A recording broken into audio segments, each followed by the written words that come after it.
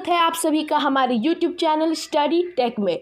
आज का जो हमारा चैप्टर है वो है लेटर टू गॉड, इंग्लिश के टेक्स्ट बुक से। तो चलिए शुरू करते हैं। एक वैली के बगल में एक घर था और उसके बगल में एक कॉर्न का फील्ड। कॉर्न के ऊपर सुंदर सुंदर व्हाइट से फ्लावर आए हुए थे जो लेंचो का था।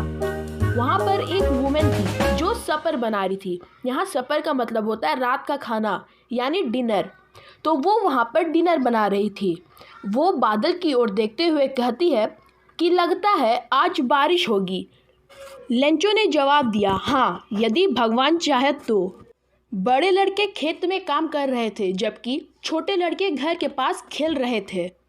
बरसात की बड़ी बूंद गिरनी शुरू हो गई। लेंचो अपने शरीर पर बरसात के अनुभवों का आनंद उठाना चाहता था, इसलिए वह बाहर चला गया।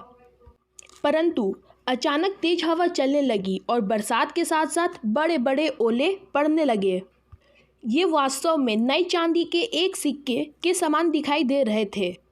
बरसात में भीगने की परवाह न करते हुए लड़के जमे हुए मोतियों का संग्रह करने के लिए बाहर की तरफ दौड़ पड़े। वास्तव में अब यह बरसात बुरी रूप अपनाने लगी है। हैरानी से लेंचो बोला, मुझे आशा है कि यह जल्दी ही रुक जाए। परंतु ये शीघ्र नहीं रुका, यानी तुरंत नहीं रुका। 1 घंटे बाद अनाज पूरी तरह से बर्बाद हो गया था। पौधे से फूल झड़ गए थे। लेंचो की आत्मा दुख से भर गई थी। वह रात एक दुखी वाला रात थी। लेंचो ने कहा, हम इस साल भूखे रहेंगे क्योंकि सारा अनाज तो बर्बाद हो गया। लेंचो एक कठिन परिश्रम करने वाला व्यक्ति था जो खेत में पशु की तरह काम करता था। अगले दिन की सुबह में उसने एक पत्र लिखना शुरू कर दिया। यह भगवान को लिखे जाने वाले पत्र से कोई कम पत्र नहीं था। हे भगवान, उसने लिखा, यदि आप मेरी मदद नहीं करेंगे तो मेरा परिवार और मैं इस साल भूखे रहेंगे। मुझे 100 पैसोस, पैसोस का मतलब है पैसा यानी मुद्रा, तो मुझे 100 पैसोस की ज़रूरत है ताकि मैं दोबारा अपने खेत में बीज बो सकूं तथा नई फसल आने तक जीवित रह सकूं। उसने लिफाफे पर भगवान को लिखा और पत्र उसके अंदर रख दिया और अभी भी दुविधा में पड़े वह शहर की ओर चल पड़ा।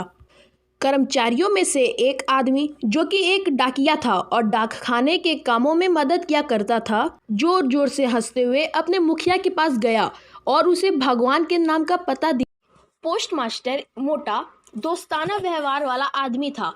वह भी बहुत जोर जोर से हंसने लगा, परंतु वह जल्द ही गंभीर हो गया और डेस्क पर पत्र को थपथपाते हुए तर्क दिया, कितना गहरा विश्वास! काश मुझ में भी उस आदमी जैसा विश्वास होता जिसने यह पत्र लिखा है, यानी कि लेंचो ने।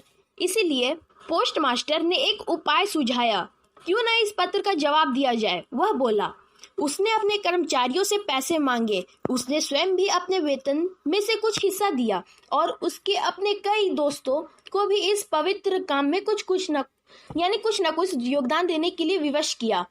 सब कोई कंट्रीब्यूट करने लगे। वहाँ उसके लिए 100 पैसोस एक साथ इकट्ठा करना संभव नहीं था, इसलिए उसने किसान के पास सिर्फ आधे से कुछ अधिक रकम भेजे। उसने पैसे लिफाफे में रख दिए जिस पर लेंचो का पता लिखा हुआ था और साथ ही एक पत्र भी रख दिया जिस पर केवल एक भाषा लिखा हुआ था, यानी एक शब्द लिखा हुआ था, भगवान, जो हस्ताक्षर के रूप में था। पैसे देखकर लेंचो को जरा भी हैरानी नहीं हुई क्योंकि उसमें इतना अधिक विश्वास था, मगर जब उसने धनराशि गिनी तो उसे क्रोध आ गया। भगवान गलती नहीं कर सकते थे और ना ही वह लेंचो की प्रार्थना को ठुकरा सकते थे। जल्द ही लेंचो खिड़की पर कागज और स्याही लेने गया और लिखने लगा। जब उसने लिखना समाप्त किया, वह टिकट खरीदने गया जिसे उसने जीभ से गीला किया और फिर अपने मुट्ठी से दबाकर लिफाफे पर चिपकाया। पोस्टमास्टर बहुत ही एक्साइटेड था और वो इसे खोलने के लिए चला गया।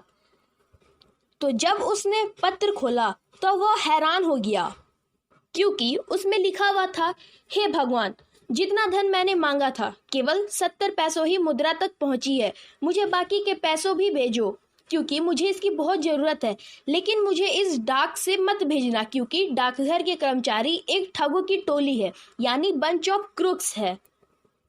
तो ये थी आज की चैप्टर। उम्मीद है आपको समझ आई होगी। धन्यवाद।